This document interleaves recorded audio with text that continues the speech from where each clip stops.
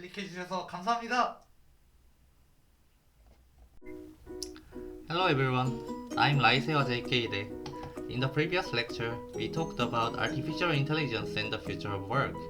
Today, we are going to discuss another fascinating topic in economics, behavioral economics. Traditional economics often assumes that humans are relational. In other words, people carefully calculate costs and benefits and then make logical decisions. But is that really true? Why do people buy things they do not need? Why do investors panic during market crashes? Why do people continue unhealthy habits even when they know the risks? Why do emotions influence economic decisions so strongly? Today we will explore behavioral economics, irrational decision making, and the psychology behind human choices. Let's begin. First, let's understand traditional economic thinking. Classical economics often describes humans as relational actors.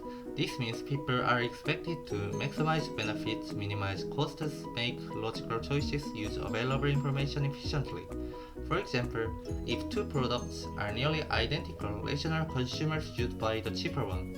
If people know smoking is dangerous, they should stop smoking. If investors know panic selling causes losses, they should remain calm. But in reality, humans often behave very differently. This is where behavioral economics becomes important. Behavioral economics combines economics and psychology. It studies how emotions, biases, habits, and mental shortcuts influence decisions. Behavioral economists argue humans are not perfectly rational. Instead, humans are often predictably irrational. Now let's look at some famous psychological biases. One important example is loss aversion. Loss aversion means people usually fear losses more strongly than they value gains. For example, losing $100 often feels more painful than gaining $100 feels pleasurable. This affects investing behavior. During stock market crashes, many people panic and sell investments emotionally. Fear becomes stronger than logic. Another important idea is present bias. Humans often prioritize immediate rewards over long-term benefits. For example, why do people procrastinate? Why do people spend money impulsively? Why is dieting difficult? Because short-term pleasure often feels more powerful than long-term goals. Behavioral economics helps explain these everyday struggles. Now let's discuss social influence. Humans are deeply influenced by other people. For example, why do trends spread quickly? Why do bubbles form in financial markets? Why do people buy products because influencers recommend them? Humans often follow crowds even when doing so may not be rational. This is sometimes called herd behavior.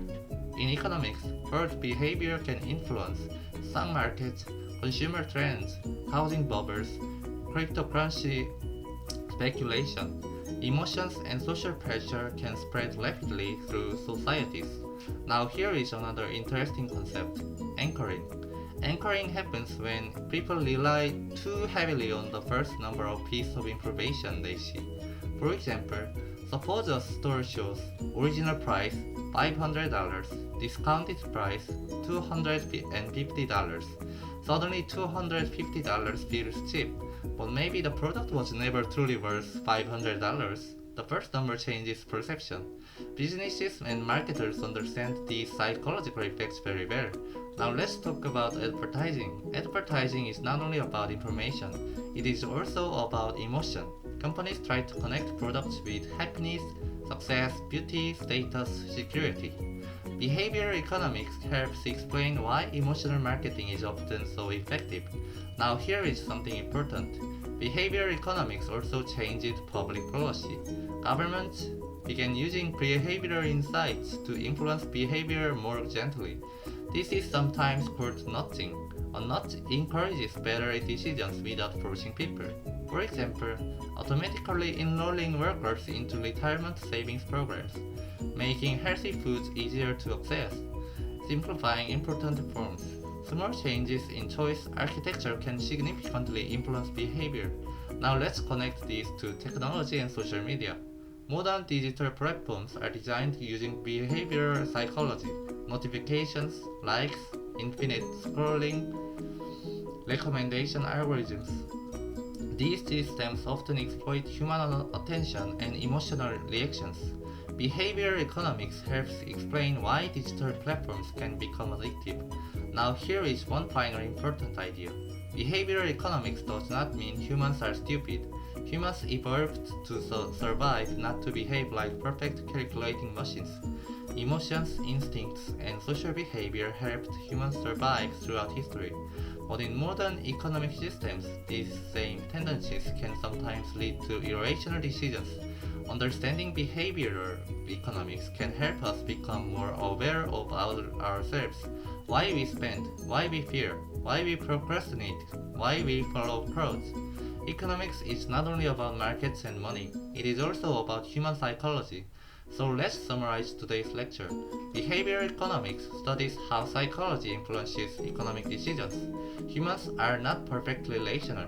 Biases such as loss aversion, present bias, herd behavior, anchoring strongly affect decision making. Behavioral economics helps explain investing behavior, consumer choices, advertising, public policy, and social media. And because psychology shapes economic behavior every day, understanding behavioral economics helps us better understand ourselves. Thank you for watching. If you enjoyed this lecture, please like and subscribe. And in the next video, we will discuss another major economic topic, cryptocurrency and digital money. Can money exist without governmental banks? See you next time.